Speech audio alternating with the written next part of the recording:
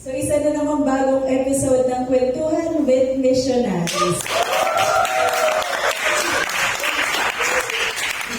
So, bago ko ipakilala ang ating guest for tonight, kakanta muna tayo ng Speak My Word.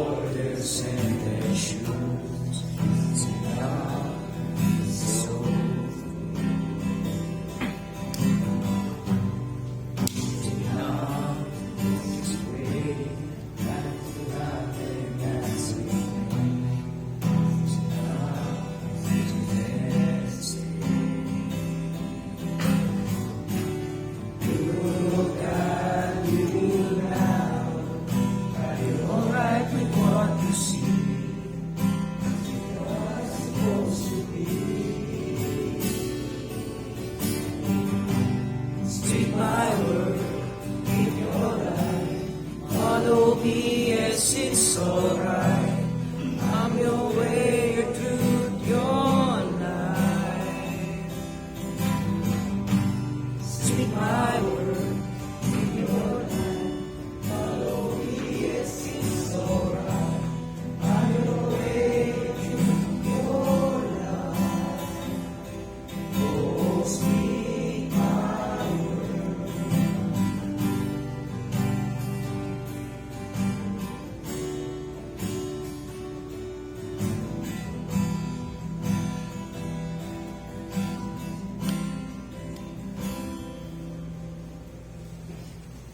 So, ang ating guest for tonight ay tunay namang katulad ng ating Inang Maria sa pagiging nanay. Very motherly. So, di ko lang patatagalin to. Welcome po, Sister Juby.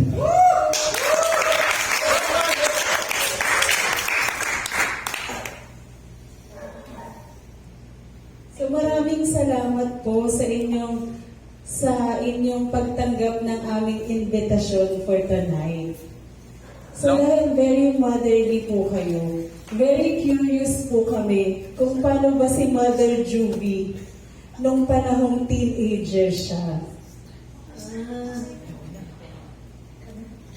Nag-teenager ako, homebody ako. So, bahay, school, tapos kapag Saturday, pupunta kami doon sa bukid namin, maliit lang yon. Tapos lahat kami magkakapatid. Siyam kami magkakapatid, tapos kasama ko yung tatay ko at nanay ko na nagtatanim kami ng kamote, papaya, saging, palay, kung ano ng mga gulay, yon. Yun ang Saturday. Tapos Sunday, yon, nagsisimba kami. So, lahat ng araw, maaga ang gising. Hindi kami inaabot ng tirik ng araw sa higaan namin. So, yun. Sister, saan po kayo lumaki? Lumaki ako sa Alitagtag, Batangas. Okay. So, iba talaga yung buhay sa Probinsya. payapa po. So, paano nyo naman po nakilala yung Verbum Day? Nung kami nag-aaral sa Manila, college na kami na. Tapos, malapit lang yung tinitirahan nila doon sa bahay din namin na tinitirahan. Tapos, pareho yung simbahan na pinagsisimbahan namin tuwing Sunday. Tapos, nakikita ko na sila noon. Pero hindi ko pa alam na Verbum Day pala yun. Tapos, later on, pero na-amaze ako sa kanila kasi tuwing Sunday, pareho naman yung kanilang damit. So, yung Sino pong sila, sister? yung tatlong missionary na nandun. Tatlong missionaries lang. Oo. Isang Spanish, isang Portuguese, at isang Mexican. Foreigners. Oo. Tapos noon, later on, nagsabi yung kapatid ko na mag-enter siya ng community. Tapos sabi namin, anong community? Tapos sabi niya, Verbum Dei Missionaries. Tapos ako ang na nagsabi ng bishop na iyan ay Katoliko kasi never heard. At sabi kasi niya wala silang habit kaya nga interested ako. Pero ang mission nila is forming disciple through prayer, testimony of life, and preaching. So, yun. Tapos nagulat na lang ako nung pumunta kami, sila yun. Sila yun. Tapos, naging curious ako sa kanila kasi masasaya sila. Yun. Tapos, nung ayun ay pupunta na yung kapatid ko papunta ng Spain para sa kanilang formation, kasi wala pa dito sa Pilipinas na formation. Sabi niya, ang bili niya ay mag-attend kayo ng activities ng Verbum Dei. At tamang-tama naman, 1985 yun, tapos in 1986, yun ang first Easter encounter sa Pilipinas. Tapos yun, ako, inimbitahan ko yung mga kaklase ko, siyang kami noon, tapos yung kapatid ko, tsaka boyfriend niya, tapos nag-attend kami ng Easter encounter. 26 lang kami noon. Pero we have a good experience of the love of God that time. So yun ang doon ko na-meet sila ng lubusan, tapos unti-unti sa kanilang mga talks, sa kanilang mga sharing, especially their testimony of life, doon ko nakita kung bakit kahit pare-pareho ang damit nila every Sunday, masaya sila. Doon ko na-discover na ang real treasure nila ay si Jesus. Hindi po damit, no? Kasi joke lang po. So, mabalik tayo dun, sister, dun sa may kapatid niyo.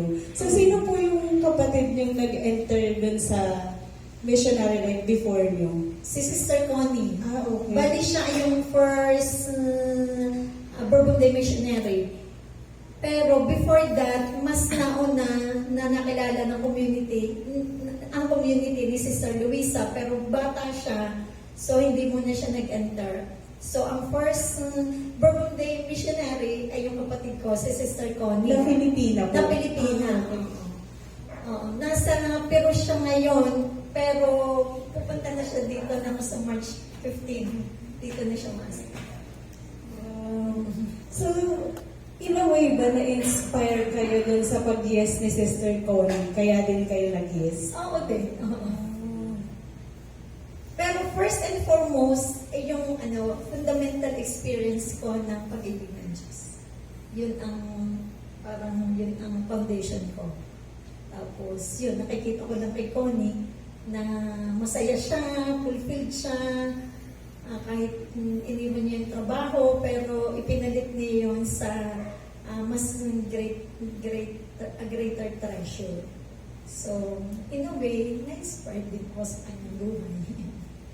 Kayo naman, sister, yung vocation story niyo naman po, aside kay Sister Connie, paano niyo naisip na tinatawag din kayo ni Lord? Mahabang story. Ayan po yung gusto namin. Hindi tayo matatapos hanggang alas 12 ng gabi. Okay lang. Okay, sige. I will make it short, no? 20 years old ako noon. Nung ako'y naimbitahan, 1986 yun. Yun ang first, katulad ng sinabi ko kanina, yun ang first Easter encounter sa Tagaytay. Tapos, achiever kasi ako. Oo, pero nung college, na-experience ko na bumagsak ako. So, para sa akin, is a doomsday for me. Na gusto ko nang tapusin ang buhay ko kasi parang pag bumagsak ako, wala nang halaga sa akin ang buhay. Sabi ko, tatakbuhan na ako ng mga kaibigan ko, hindi na ako susuportahan ng parents ko at ng family ko sa pag-aaral. Marami na akong takot no. So, ano pa yung halaga ng buhay ko? Wala nang lalapit sa akin ng mga klase ko na magpapaturo, gano'n, di ba? Yun ang kasiyahan ko nun yung tumulong.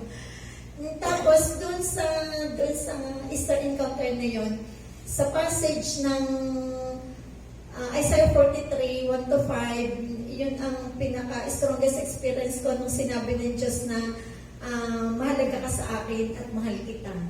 you are precious to me, and I love you. Tapos sabi ko, ano ba yung ibig sabihin ng precious, mahalaga? Ano ba yung halaga ng buhay ko? Doon ko na-discover na sinabi niya sa akin na ang halaga ng buhay. Sabi ko, ano bang ibig sabihin nito? Tapos doon ko na, sa malaking krus, doon sa Tagaytay ba? No? Di ba may malaking krus doon? Doon ko naintindihan na sinasabi niya sa akin na kahit na yung lahat ng yaman, ng mga mayayamang mga tao dito sa buong mundo ay pagsama-samahin, hindi yung katumbas ng halaga na ibinibigay niya sa akin. At ang halaga ng buhay ko ay yung buhay at pag-ibig na nasa akin na natanggap ko na yun. Oo. So, simula pa nung ako'y isinilang, nandun na yung buhay niya at yung pag-ibig niya sa akin. No? At inirenew niya nung moment na yon. So, sabi niya, the preciousness of your life is not on grades. Hindi yung recognition, hindi din yung kahit na magaganda yung relationship niyo sa family, sa mga kaibigan. There is more than that. And that is my life and my love that is in you already that I have given to you. No? And I love you. Kahit bumagsak ka, your value as Juvie remains the same. Mahal kita kahit na bumagsak ka. It does not diminish because you are loved as Juvie, as you are, what you are, who you are. So I love you, and it will not decrease, but it will become more and more as you continue to discover it. And then it was true. No, it was true that I experienced along the years na totoo naman that really I am precious to him and he loves me through it all. Tapos noon, after ng Easter encounter na yon, I was so happy, I was so free. Free ako dun sa iniisip ko tungkol sa sarili ko, yung lahat ng mga nasa isip ko, ay hindi naman nangyari, no? Sinuportahan ako ng parents ko, yung mga kaibigan ko, the more we became closer. Tapos, yun, malaya ako sa sarili ko, malaya ako sa sasabihin ng iba. Tapos, it was a new life for me. And sabi ko, maraming faces agad na lumabas sa akin sa prayer ko na I need to share it to them. I need to share this treasure, no? Yun ang sinasabi ko na sa talk ng Go and Make Disciple, no? Nanalo ako sa loto, na gusto kong ibalata sa lahat ng tao, no? That's why in that moment, yung pagiging homebody ko, lumabas ako doon sa bahay namin. Sinimulan ko na agad sa mga pinsan ko, sa sarili kong pamilya. Kaya pagka susunod na Easter encounter, sama-sama lahat kami, yung magkakapatid namin, yung mga pinsan ko, dala-dala ko sila sa sunod na Easter encounter. And then after that, sabi ko, I don't want to lose this joy na after ng 2 weeks, after 1 month, matapos na, no? And then tama-tama naman, sa last prayer namin, sabi ko, Lord, I want to continue and to have this permanent experience. And then how would I do it, no? How will it happen, no? And then sinabi niya sa akin sa John 15, remain united to me. Remain united with my words and remain united with my love. And then from then on, so last semester yun ng college days namin, so nag-offer ang community ng 6 o'clock a.m. Guidelines. So pumupunta kami sa community alas 6 ng umaga. At nagpe-pray kami doon bago kami maghanap ng trabaho. Kasama ko doon si Sister Ami, si Sister Rita, yun. Tapos yung mga ibang disciples, si Ed, si Chad. So, yun ang na-discover ko na talagang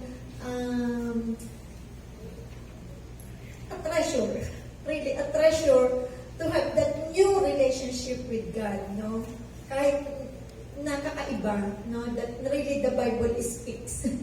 The Bible speaks, no? And then, after that, nakapagtrabaho doon ako natanggap ako sa Batangas para doon ako mag-work.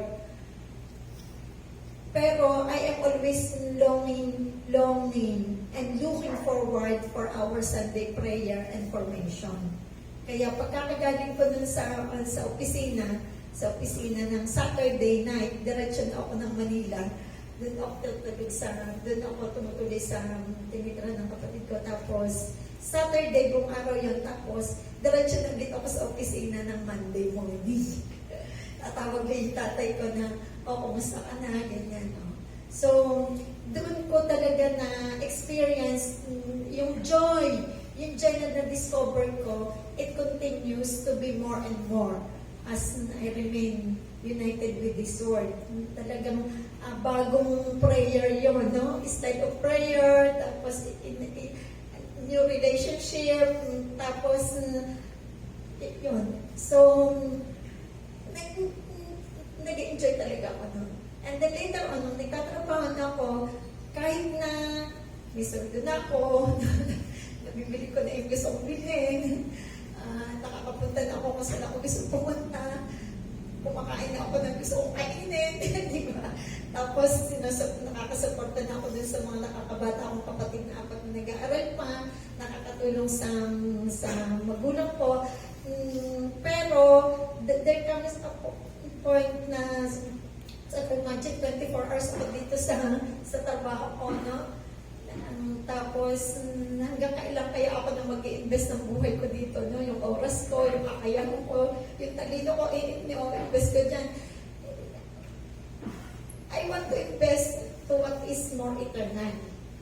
Yung mas tatagal, no? Hindi ko alam na kung magsasarado ang company after 5 years or 6 years, no? Pero, I want to invest my life to what is eternal. At doon ako, after 5 years of working, doon ako nanghingi sa community na 2 weeks of silent retreat. Tapos yun, doon ko na-discover sa annunciation that it was said there that I am the handmaid of the Lord, may be done unto me according to your word. And then the Yes of Mary gives me the courage and the determination to tell it to my parents that I want to have an experience in the community. Hindi mo na papasok na missionary, ha? I want to have an experience in the community. And then if okay, so continue. If not, I could still go back. Pero I continue, no, with the grace of God. So nag-continue hanggang yun, na decision ako na nagkaroon ako ng option na I'm happy. This is what He wants. So I do not know what is ahead of me, but the Yes of Mary gives me so much courage that always the Holy Spirit will be with you. He will, the power of the Most High will overshadow you, and then there is nothing impossible for God.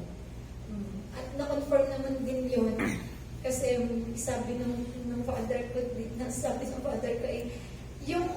yung kasiyahan na naibigay, yung support ng parents ko din na hindi naman sila humadlang kahit na, of course, umiyak sila, di ba? Na kung yung kasiyahan na gustong ibigay sa inyo ng Diyos, no, ay hindi na namin yun maibigay kasi napag-aral na namin kayo, may trabaho kayo, masaya kayo sa trabaho nyo, pero may kasiyahan pa na gustong ibigay sa inyo ng Diyos, ay hindi na namin yun maibigay, so go ahead. Go ahead. We will support you through all the way. So yun. So nag-continue ako. So that was, I entered the community 1992. So 32 years or 33 years with the grace of God. More than half of my life. So 6 years po after nung unang Easter encounter niyo. Oo. Oo. So, it's a long way. It's a long way. Kasi, so may remaining days pa kami sa university, tapos nag-offer yung missionary na every week from our Easter experience, I will, sabi niya po, gusto niyo ba na puntahan namin kayo sa university? At yung inyong prayer, binibigyan kami ng passage for the whole week and then we will share. Actually, kami, me at saka yung siyang na kasama-sama namin, tinataguan namin yung mga missionary. Yung isang missionary, nakikita namin nasa puno, nasa ilalim na siya ng puno ng puno doon sa school, no? Tapos, alam na, naghihintay na siya, kumakain siya doon ng kanyang lunch, yung sandwich, no? Tapos, nagtatago kami, ayun. Tapos, marami kaming alibay. Matraffic, may mga ginawa pa sa assignment, ganyan. Pero sa totoo lang, ayaw namin na mapunta. Kasi English lang. English. Pero, matyaga yung missionary. Hindi kami tinatantanan kahit na marami kaming alibay. And then later on, we confessed to her because the Word of God really gives us life and it has a lot of meaning na nare-relate namin sa everyday life, sa lahat ng mga sitwasyon. Kaya simula noon, nag-continue kami hanggang sa, yun nga, nag-iwahiwalay na kami ng trabaho. Pero patuloy kami ng Sunday prayer and formation. So, it is 3 hours from Batangas that I came every week. Yan, aside from the retreat, nagbibigay din kami ng recollection, doon sa aming sa kapitbahay doon, na malapit sa Gilmore, yung tinitirahan nila. Tapos, nag-outreach na din kami doon sa, mga teenagers din, katulad din ninyo, doon sa isang area doon sa Gilmore. At yun, nag-i-enjoy ako. So, yun na, hanggang in that time na na-realize ko na may kulang sa buhay ko and I want to invest it for more eternity. So, yun. So talagang nakita niya po yung treasure niyo doon sa may Vermont Day. Oo. So of course, yung treasure naman na yun, hindi siya madaling kunin. So, I guess meron din po kayong mga challenges na na-experience nyo nung pumasok na kayo dun sa community. So, ano po kaya yung some of the challenges na na-experience nyo? Ang kauna-unahan na challenge sa akin ay preaching. yung pag-preach, pag-share ng experience, paggagawa ng talk, kasi tinuturuan na kami magawa ng talk. And then sabi ko sa missionary, I think this is not for me. Prayer, yes. I am trying. I will try to live it out. And I was faithful. I am really faithful na kung anong ma-receive ko na like sa prayer, ay talagang I really try to live it out. Pero preaching, I don't think so. Because I am more with numbers, not description. As my course is engineering, no? Oo, so nagtrabaho ko as an industrial engineer. So, mas numbers ako. Bigyan mo ako ng mga problem solving sa kung ano subject. Pwede kong isolve, pero ang preaching. And then, the missionary is very encouraging. And then sabi ng missionary, it will come out, it will come out. And then I realized along the way, na kapag ka tumatama ka talaga ng loto, every time na ma-encounter mo si Jesus in prayer through His words, talagang lalabas at lalabas yun. With the grace of God, with the help of the Holy Spirit. Kasi I realized that this is really what the people needs. It has given me so much meaning, life, strength, determination, everything that I need. Jesus as a person, as a companion, as a friend, I cannot but share So, on sleepless night na magawa ng isang guidelines, sleepless night na magawa ng talk, no? Yung Timario, no? Talagang inisa-isa namin yun. Lahat ng talk talagang sleepless night. And then I realized that it has been through the encouragement of the missionaries that really, it is coming out as we discover the real treasure, and then, yun lang, i-share mo talaga sa iba. Kasi yun talaga yung kailangan ng bawat isang tao. To lead the people to the same treasure that has given me so much happiness. Ako, sister, relate ako sa inyo na mahirap talaga at saka mag-preach kasi parang hindi rin po talaga. And being into the grace of the Holy Spirit, talagang meron at meron po. Really, there is nothing impossible from it. Like Mary, that, okay, I am the servant of the Lord, may it happen to me as you have said. And then, it's true, it is conceiving Jesus' life through prayer and preaching and the reading the testimony of life, and then it is Jesus' life is being born, not only in me, but to the people who will receive the word of God. Yes po.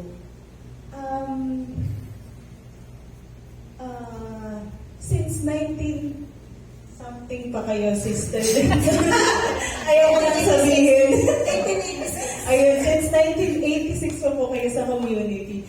Ano po ba yung difference ng community noon sa community natin ngayon? Ngayong 2024.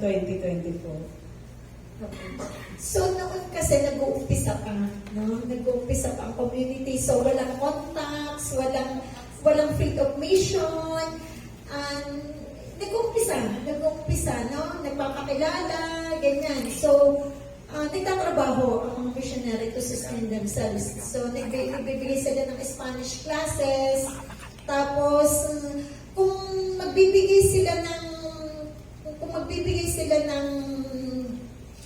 recollection o retreat, small groups, pero hahanap sila ng nag-i-interpret. For example, ang kanya nilang trabaho ay magturo ng Spanish classes. No? Spanish classes. So, nahanap sila ng halimbawa, merong group ng mga Spanish, no? So, hanap sila ng mag-i-interpret sa kanila din. Sa kanila, no? Sa, halimbawa, English kasi hindi pa sila fluent din sa English. So, hahanap sila, nakakilala nila na marunong mag-English. Tapos, sila yung mag-preach. Something like that. Interpreter ko parang gano'n. Oo. Para lang maka-reach out sila sa ibang mga tao. No? Pero unti-unti, lumalabas din yung kanilang English. So, little by little, so yun, nakakakilala na sila ng mga tao, no? Since kami yung first group kami ng apostolate nila, so through us din, so yun, nakakapag-imbita-imbita na, tapos nagkakaroon na sila ng access sa universities, maglagay ng poster, ganyan. Tapos, yun, nagtatrabaho sila. Very challenging na mag-umpisa ng ating mission. Tapos, di ba, ang mga missionary pa noon, hindi pa nakahabit. So, questionable yun, no? Ibig sabihin, hindi appealing sa mga tao ba na ay, walang habit, so ano ba yan, Protestant ba yan? Something like that. So, kaya ang mga missionary dati noon, nag-iisip sila, dinidiscern nila, kailangan ba tayo maghabit dito sa Philippines, ganyan. But very good, at least naging faithful sila na mag-continue as it is, no? So, ang challenge noon ay nag-uumpisa, so hindi pa masyadong maraming kakilala, and then it is really a hard work.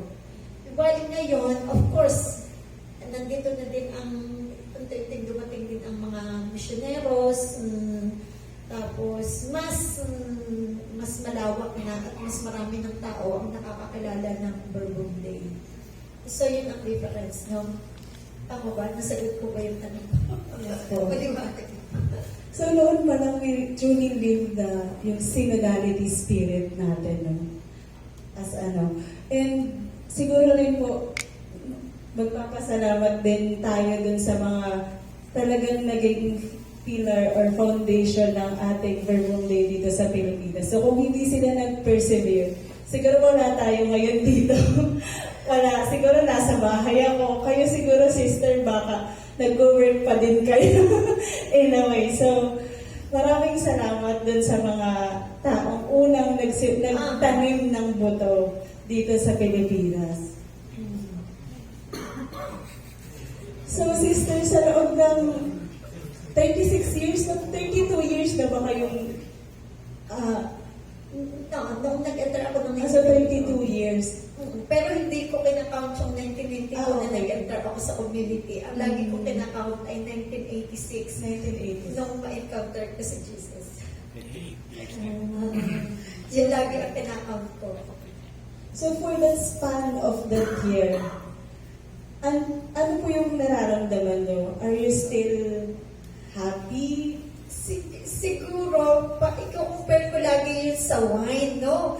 Yung wine, kapag tumatagal, mas alang sumasarap. Di ba? Wow! So, ganun yung experience ko na habang, ba, katulad ng sinabi ko, you are precious to me and I love you. Mas may weight ngayon, no? Dahil mas malalim yung experience na yon. Kaya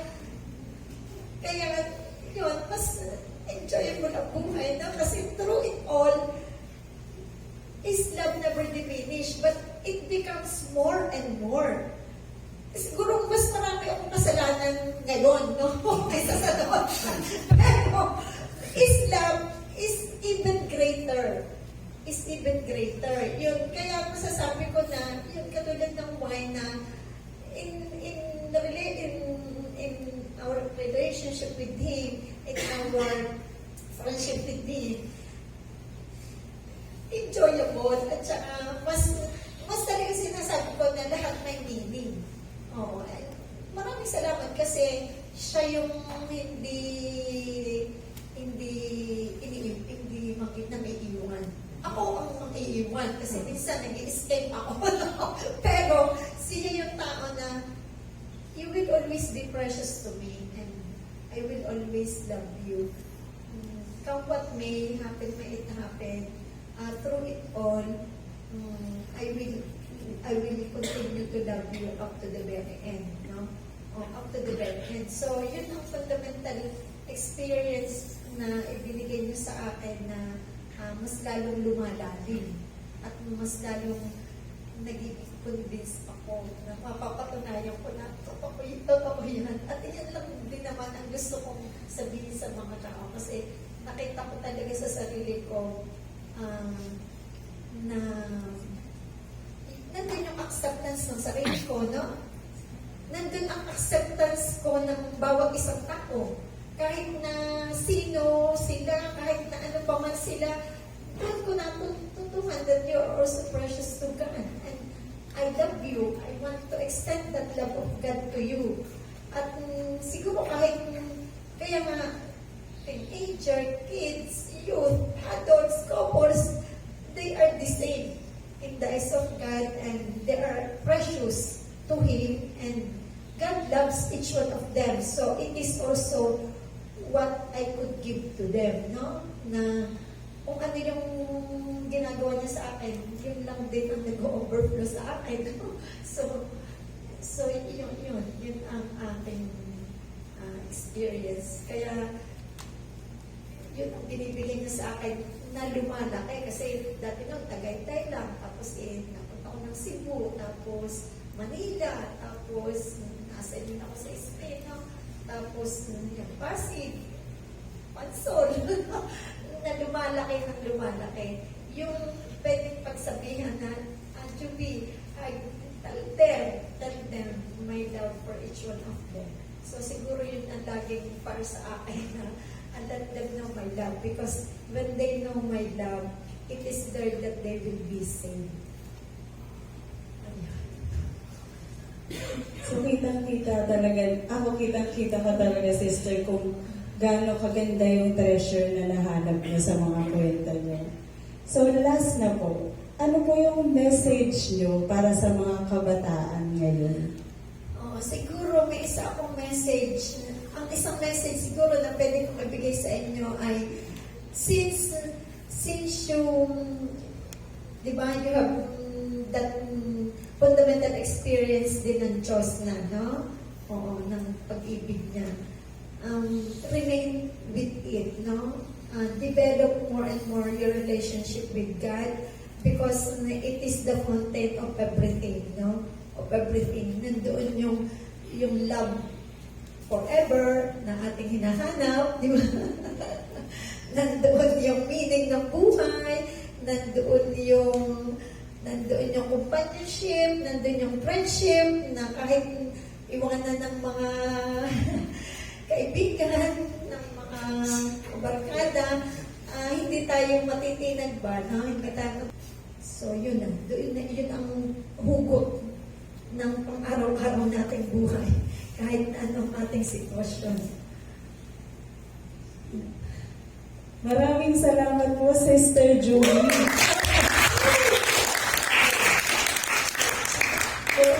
Thank you for this opportunity. Papunta na lang po tayo sa exciting part. Ito na po. So, the floor is now open para sa ating question and answer portion.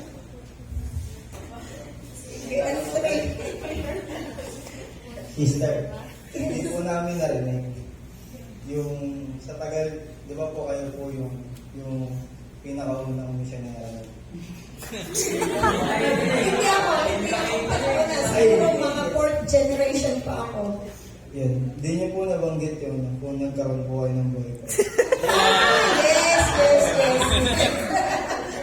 Yes, isa yun sa ano kasi nung ako grade 6, nung ako grade 6, ikinumit, kasi tinanong kami nung aming teacher kung kailan daw kami mag-aasawa. So, inilagay ko 27 years old. Sabi ko, mag-aaral talaga ako kasi gusto kong suklian yung mga magulang ko, no? At saka, basta mag-aaral ako, no? Oo. Katulad ng mga nauna kong mga kapatid na hindi naman binigo, na makatapos sila, makapagtrabaho. So, sabi ko, gusto ko din ng ganun. So, at 27 years old. And then, di ba, nagtrabaho na ako, no? Sabi ko, so, 27 years old, yung age ko na yun ang nagtatrabaho na ako. So, since sabi ko nga, restless ako, maganda yung family ko, yung friends ko, wala namang major problems, no? Very united kami. Tapos, sabi ko nga, pero restless ako eh. Kasi pag nag-iisa na ako, pagkatapos ng trabaho, parang may kulang, ganyan. Sabi ko, why not open for a relationship with someone special, no? So, nag-open naman ako, no? Nag-open ako ng relationship. Nagka-boyfriend din ako, no? Tapos, yun nga. Tapos, sige, friendship, tapos yun. Tapos, na-realize ko naman na yung chocolate naman nauubos, no? Yung roses, nalalantang. Yung love letter, nagpe-fade. Di ba wala pa naman ng cellphone pa, no? So, laging love letter yun, di ba? Pero nagpe-fade naman, kinalauna, no? Oo. Sabi ko, this is not what I'm looking for. I want a love that is forever. And then yun din, yung sinagot sa akin ng two weeks retreat, no? In Hosea 2, that I will espouse you forever. I will espouse you in love and mercy. And I will espouse you forever. So sabi ko, this is the love that I want. That I want, no? Oo, so yun. sabi ko, kahit naman magandang human love, responsible naman yung boyfriend ko. May itsura naman. Kasama ko sa trabaho. Oo, so, pero yun nga, that it does not fulfill. It does not fulfill. There is something more than that.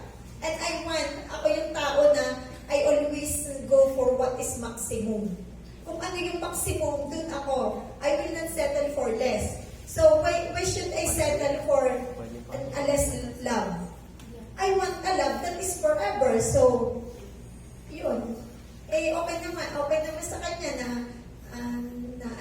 sabi ko, mag-enter ako, doon ko nakita yung hinahanap ko, ganyan. Tapos, nasa formation ako, binisita pa niya ako.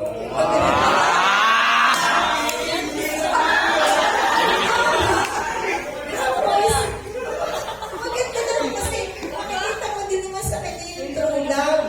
Kasi sabi niya, masakit sa akin, pero kung mas masaya ka sa napili mo at tumugon sa tawag ng Diyos, sino ako nahahadlang sa kung ano yung gusto ng Diyos? Now, I cannot contest with that. So, nakita ko din sa kanya yung purity of love that He has. But, katulad ng sinabi ko, I will not settle for less. Even though it's good human love.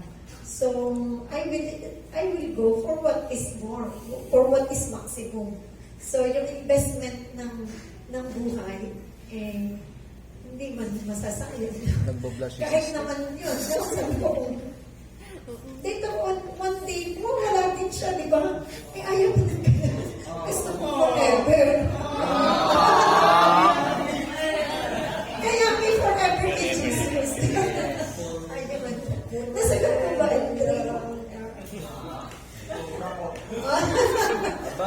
So, to settle for more. To settle for what is maximum. Yun ang may question. Sige, go.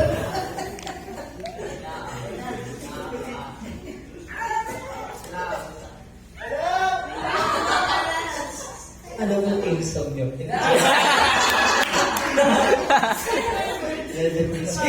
Speak now. Sister, yung question ko, ano po yung maipapayo ninyo sa mga katulad din namin na nagsimula na nahihirapan sa preaching? Parang ano po yung mga tips na mabibigay ninyo?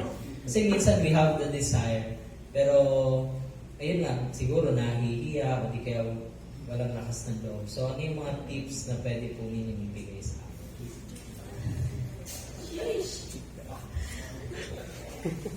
Ang lagi kong, sa experience ko, ay walk humbly with God.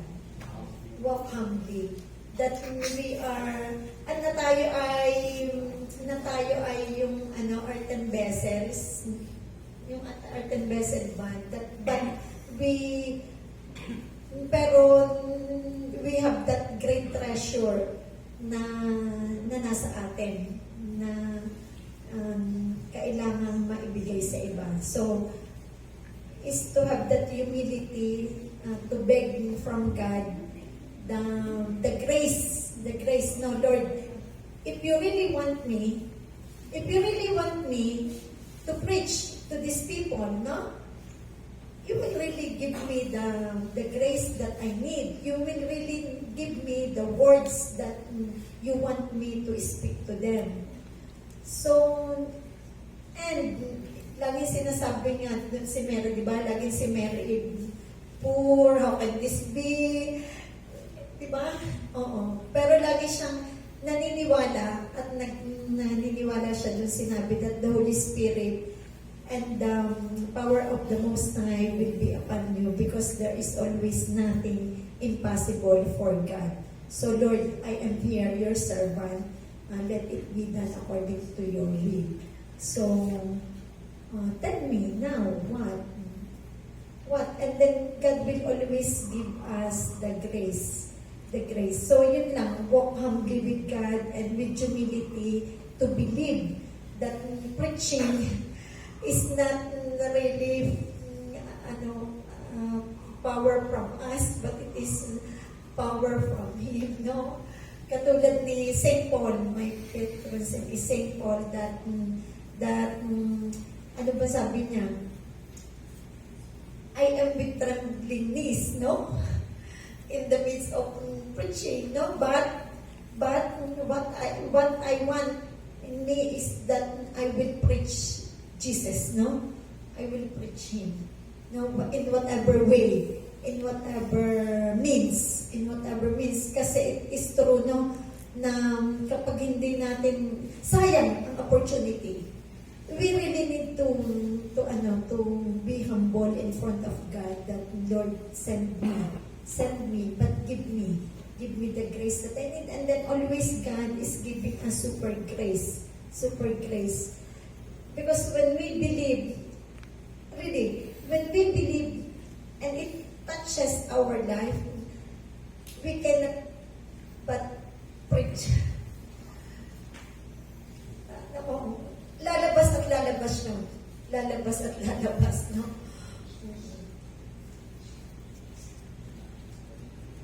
Of course, kapag hindi tayo convinced sa ating rename, wala, hindi talagang ano. Pero pag convinced tayo sa ating rename at naging parte ito ng buhay ko, sasabihin ko. Sasabihin ko, hindi pwedeng hindi kasi may spoiled lang, sayang. Well, in fact, yung pag-preach dito, yun ang kailangan. Sayang naman. We could help God save life of this person. Sayang. Yun ang kailangan niya. Tapos hindi natin preach. Later on, makarealize mo lang na nag-break, may cause ng suicide, yung bang ganun, na-depress, yung bang ganun. Ay sayang naman, kasi yung palang para sa kanya na tinatawag akong i-preach, nasa akin yun. So laging yun ang titignan natin. Not the fear, but how to save, to give life. Kapag halimbawa ba nakakita tayo ng isang tao, no, kapatid natin, nalulunod, matatakot ba tayo na hindi lalakay at kukunin yun? Diba? Maraming mga kabatanan nalulunod ngayon. So, kailangan silang isalba.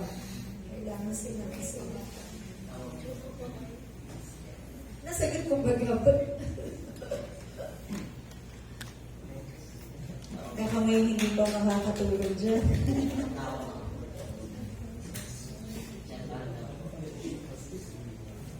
Meron?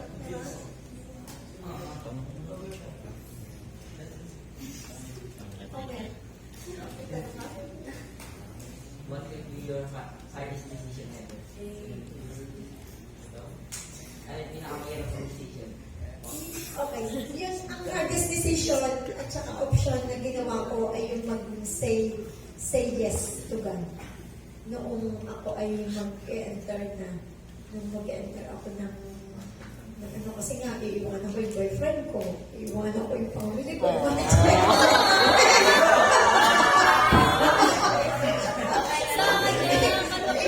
yung trabaho ko, iiwanan ko yung sarili ko, no? Yung mga gano'n. Iiwanan ko yung... So, nung in-exchange ko talaga to what is maximum, unti-unti naman binigyan ako ng Diyos ng courage. And then, ang maganda kasi noon, mas, sabi nga ng mga kapatid ko, alam mo, mas marami pa kami natatanggap ng biyaya kaysa noong nandito ka. I mean, no, ibig ko sabihin, we were provided with what we need. Even my parents, na ang pinaka-hardest decision ko na iwan ko yung aging parents, di ba? Oo. Na sino mag-aalaga sa kanila. But through the years, mas mahigit pa doon sa mga taong nag-alaga kaysa ako mismo ang mag-aalaga. Yung mga ganun. Inalagaan din namin pero hindi mas i-provide ng Diyos kung ano yung kailangan. Kasi di ba, sabi nga ng Diyos, seek first my kingdom, no? And the rest will follow. And it's true. It's true. I'm very convinced with that. Kahit hanggang ngayon He's providing everything that everybody needs. Something like that. So, okay ba? When yung pagsabi ko ng yes sa Diyos, na marami akong iniwan, pero ang kapalit noon ay mas malaki, mas abundant.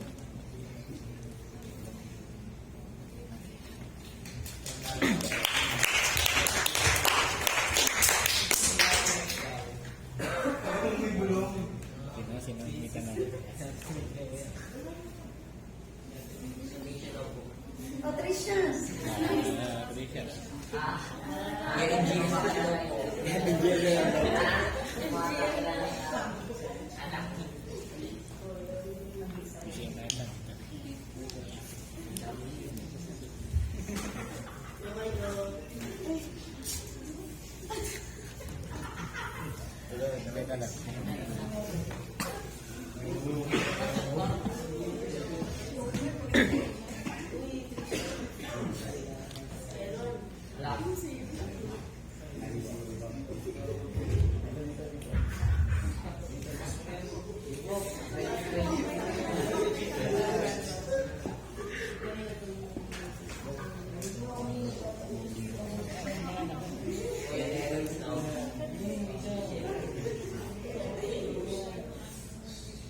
Ano po?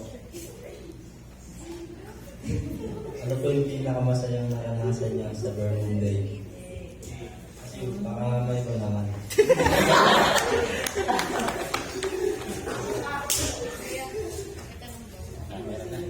Pinakamasayang naranasan ko sa Bourbon Day, no? I think ang pinakamasayang naranasan ko sa Bourbon Day ay nung tinuruan nila ako na magdasal. At tinuruan nila ako at tinakampany nila ako ng kung paano ko i-share yung word of God, no? It is a patient accompaniment with me, especially with me, that sabi ko nga sa inyo, di ba? Water ko yung preaching. Pero yun lagi ang nagbibigay sa akin ng saya. At the same time, sa community life. Imagine, iba't iba kami, no? Di ba? Iba't ibang character, no? Iba't ibang nationality, iba't ibang ways, no? Kahit yung pagwawalis, iba't iba. Pagpaplansya, iba't iba. Di ba? Pero masaya kasi if you consider that the other one is precious for Jesus and Jesus loves them, it is an inter-exchange of gift. So, we are gift to them and then they are gift to us, no? That's why in diversity, we live in communion and in union, no? Mga conflicts or misunderstanding nasisettle dahil parehong nagdadasal. So, nag-aas ng sorry at nagbibigay ng sorry pagkatapos ng prayer, di ba?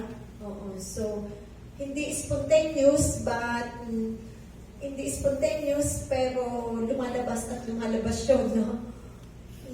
So, yun ay masaya. Yun ay isang masayang experience na kung wala yung prayer, ay hindi siguro mangyayari yung understanding, seeing the other one as gift, and then we have mutual gift to share, and then not only in our small communities but ecclesially, ecclesial, that each one in the missionera at married couple at the same time Bourbon Day family, that is really a joy, no? That we could work together in sharing the treasure that we have. So, yun, masaya yung experience. Kasi kahit, napakagandang experience, no? Diba? Kahit kids, teens, youth, adults, couples, Imagine, pare-pareho nakakapag-share, no? Lahat ay may karapatang mag-share. So, it's a joy, no? At tulong-tulong, isa-isa. Parang puzzle na lahat ay may place, no? Sa Bermudez family. And really, it's a joy seeing each one putting their part. And we, as Bermudez family, could live out the vision na mag-form ng ibang mga tao na magkakaroon din ng same dynamism. So, nag-i-start lagi sa joy in prayer. Tapos, joy in community, joy in ecclesiality, joy in the Bermudez family. And it is what we could really transmit. Na masaya sa community. Okay. May dalawa pa. Si Mike was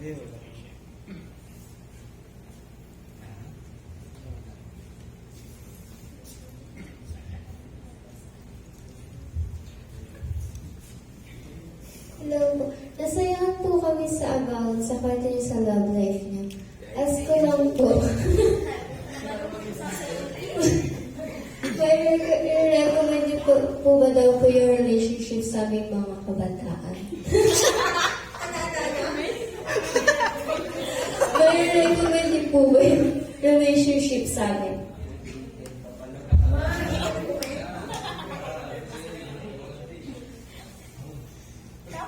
Okay, okay, mga tips. Siguro. Relationship. At the age of 15, no? At the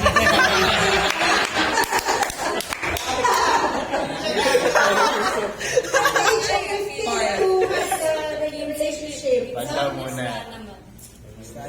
Para sa akin kasi, it's part of growing up, no? It's part of growing up. It's healthy to have relationship, no? To fall in love with someone, no? It is healthy. Kaya nga lang, alam natin dapat yung ating priority. At 15 years old, alam mo yung kung ano yung priority at that age. So, I will not, kung ang priority ko at that age is studies muna, no? Oo, so yun.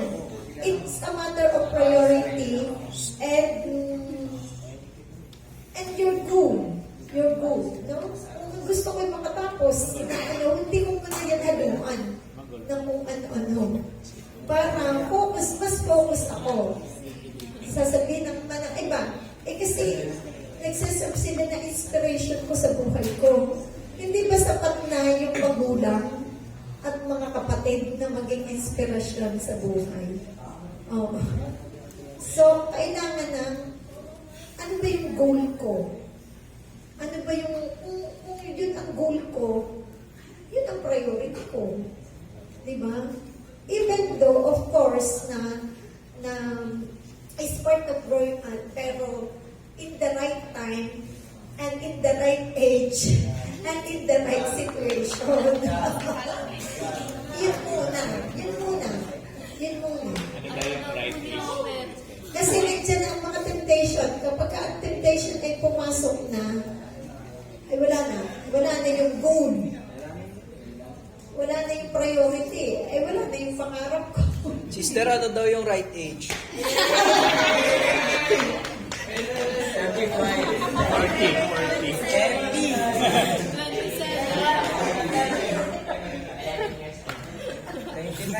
Kapag siguro stable na, di ba nakatapos na ng college, o may trabaho na,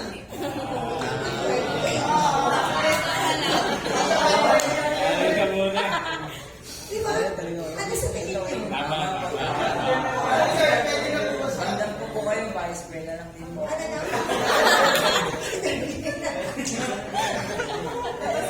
Depende sa prayer ni Darlene kung saan siya tinatawag ng Diyos.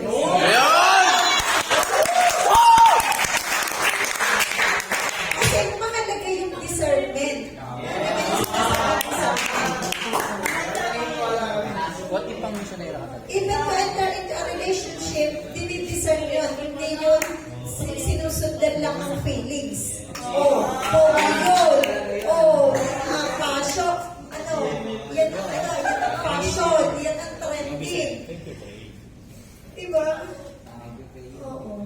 Pero set ako muna sa goal ko. Sa priority. Lahat ay dinidiscern. Kasi pag pumasok ang temptation, wala na. So, ayun ang pwede kong masabi na kapag nakatapos na, may trabaho na, nakatulong na sa family, tapos yun, to go into a discernment process. So, Trisha, nasa iba yung tanong mo? Nasaktan daw po siya sa sagot. Ano na? Ang tagal pa po! Nasaktan ka. Parang mas naihina na masaktan ngayon. And then, happiness forever. Tama! Tama! Kasi naman, masaya ka, mag-jowa-jowa ka ngayon, tapos the whole of your life, you will suffer.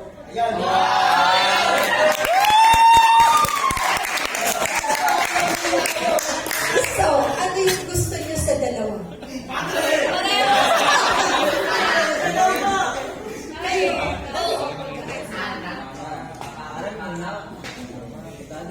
Nag-suffer kami ng boyfriend ko.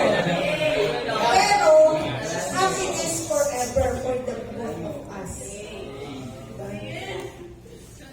Kasi, we have seen what is the greater goal that what God wants for us.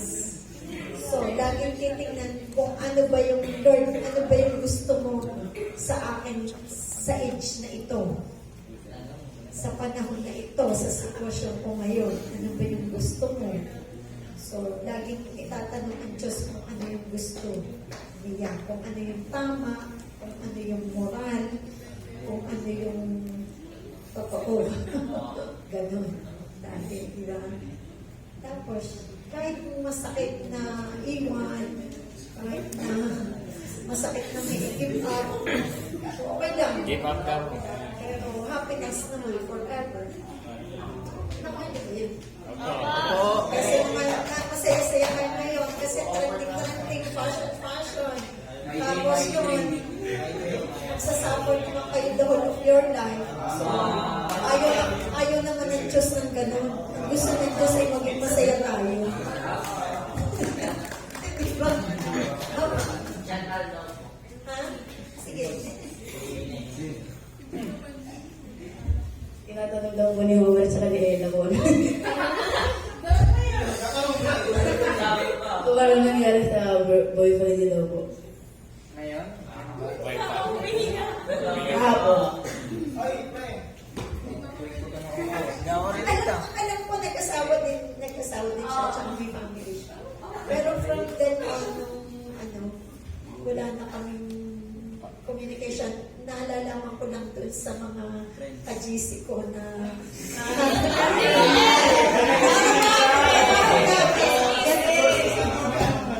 so, pero masaya.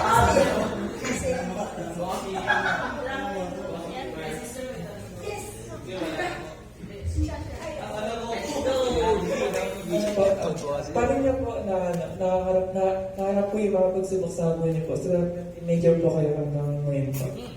Sabi niyo po na paano po?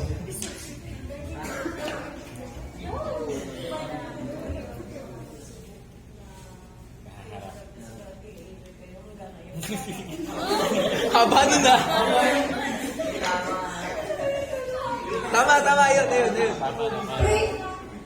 Prayer, tapos community. Kaya mahalaga yung sharing of faith, provision of life. Kasi doon nagtutulungan ba? Doon nagtutulungan. So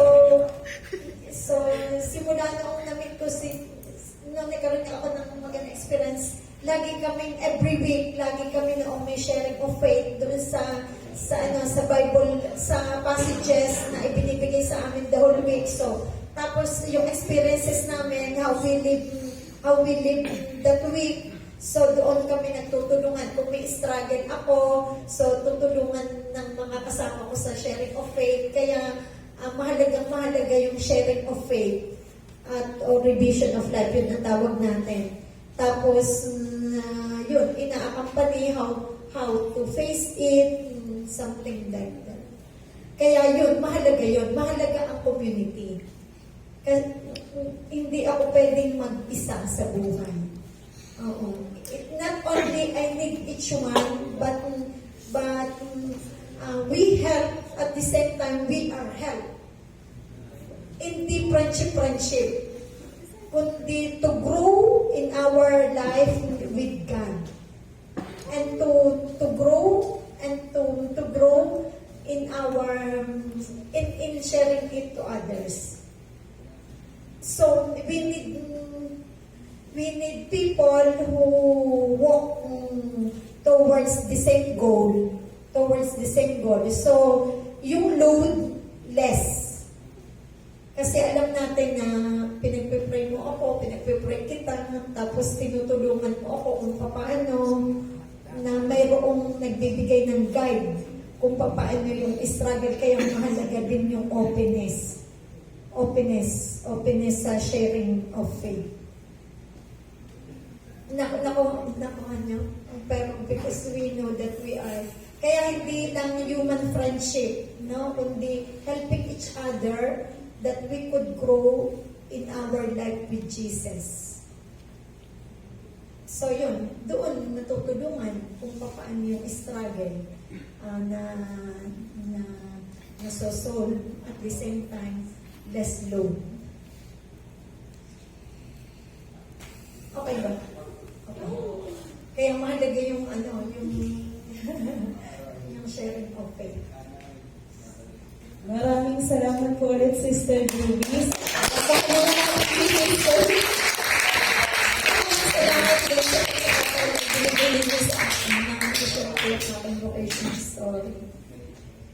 So, Sister, ikaw na po ang mag-closing prayer.